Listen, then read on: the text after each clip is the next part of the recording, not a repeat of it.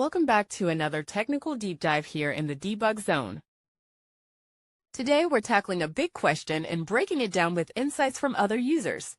Hopefully this clears up some misconceptions and helps you get the answer you need. So buckle up, stay a little curious, and let's jump right in.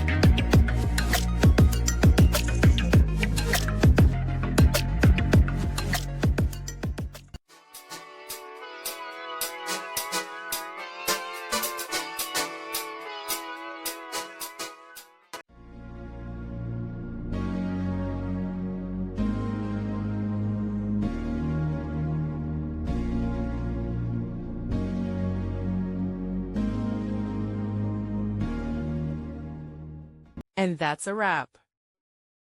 I hope you found the answer you were looking for. If you did, take a second to hit that subscribe button. It really helps out. And let me know in the comments which solution worked best for you. See you next time in the debug zone.